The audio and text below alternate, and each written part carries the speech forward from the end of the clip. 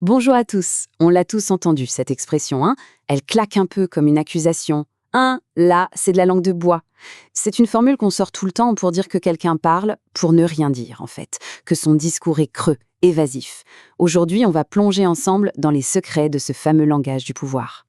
Alors, la première question qu'on peut se poser, elle est toute simple. Pourquoi de bois? Le bois, quand on y pense, c'est un matériau noble, solide, vivant même. Alors pourquoi l'associer à une parole qui est tout le contraire, vide, rigide et souvent un peu malhonnête? Quel est le rapport, au fond, entre le bois et un discours politique? Pour le comprendre, il faut remonter un peu le temps. Et chose assez surprenante, notre enquête ne commence pas en politique, mais dans le pouvoir de la langue elle-même, dans la poésie des métaphores. C'est vraiment de là que tout part. Imaginez, on est au 19e siècle. À cette époque, on oppose très clairement la rigidité du bois, son côté figé, inerte, répétitif, bref, un peu mort, à la fluidité de l'eau, à la vitalité du souffle. D'un côté, le bois, c'est ce qui ne bouge pas, de l'autre, la vie, c'est le mouvement, l'imprévu, la spontanéité. La métaphore est née de ce contraste très simple. Et c'est ça le cœur de l'idée. La langue de bois, c'est une parole qui n'a aucune souplesse, pas de nuance, elle est incapable de s'adapter vraiment à une question. Elle a l'apparence de la communication, mais à l'intérieur, c'est une coquille vide. C'est donc la métaphore parfaite pour décrire un certain type de discours qu'on entend, surtout un politique. Et justement, on y arrive. Au XXe siècle, cette vieille métaphore littéraire va complètement changer de dimension.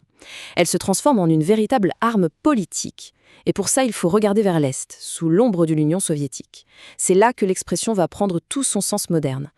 Donc, même si l'expression existait avant, le vrai tournant, c'est dans les années 70 et 80. À ce moment-là, les intellectuels en Occident s'emparent de l'expression et en font un vrai outil d'analyse politique. Ils l'utilisent pour décrire très précisément la rhétorique des régimes communistes, un langage totalement stéréotypé et, il faut le dire, complètement déconnecté de la réalité. Tenez, un exemple typique. Ce genre de slogan répété en boucle dans les discours officiels des pays du bloc de l'Est, ça sonnait très solennel, très grandiloquent, mais en réalité, c'était totalement creux. Le but n'était pas de communiquer, pas du tout.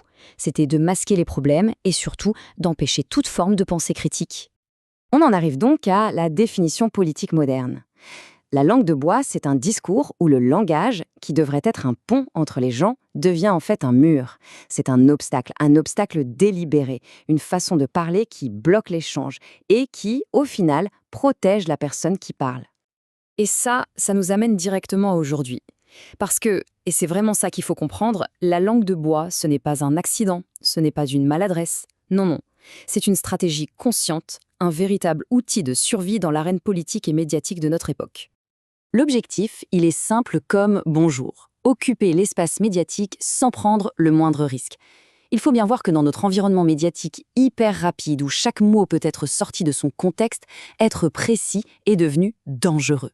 Alors, la langue de bois, c'est la parade idéale. Ça permet de parler, de paraître sérieux, de remplir le temps d'antenne, mais sans jamais s'exposer à la critique. C'est une forme d'autoprotection en quelque sorte. Alors, comment ça marche concrètement? On dirait presque un mode d'emploi. Première étape, on utilise l'abstraction. On parle de réformes structurelles, jamais d'action précise. Deuxième étape, on reste dans le général. On sort des phrases comme « nous devons aller de l'avant ». Troisième étape, la redondance. On répète les mêmes formules en boucle pour avoir l'air sérieux. Quatrième étape, cruciale, l'esquive. On détourne la conversation dès qu'une question devient embarrassante. Et enfin, le jargon. On utilise des mots techniques pour que le citoyen moyen se sente un peu perdu. Et voilà, on a le cocktail parfait pour un discours qui semble officiel, mais qui est profondément vide. Prenons un exemple classique. Une phrase comme celle-ci. Ça sonne bien, non? Ça a l'air réfléchi, complexe, très responsable.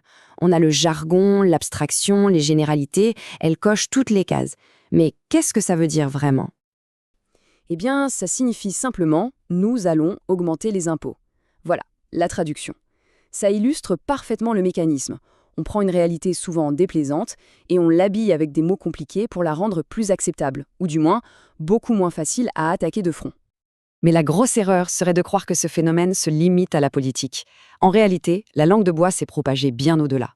C'est devenu une sorte de réflexe universel, avec des conséquences très concrètes pour notre société.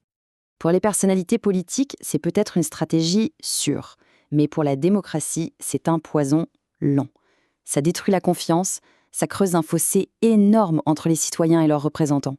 Et, paradoxalement, Ça ouvre un boulevard à ceux qui prétendent parler vrai, même si c'est souvent pour simplifier les choses à l'extrême.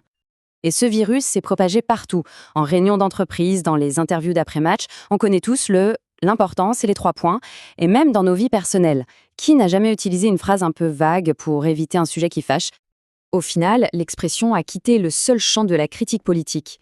Elle est devenue une observation sur la communication humaine en général. C'est notre manière de signaler à quelqu'un que le dialogue est rompu, que la personne en face se cache derrière les mots, au lieu de vraiment parler. Ce qui nous laisse avec une dernière question, une question un peu en miroir. Après avoir passé tout ce temps à analyser ce mécanisme chez les autres, on pourrait se demander dans quelle situation, pour éviter quel risque ou quelle conversation, est-ce que nous aussi, on utilise notre propre version de la langue de bois? C'est une bonne question à se poser.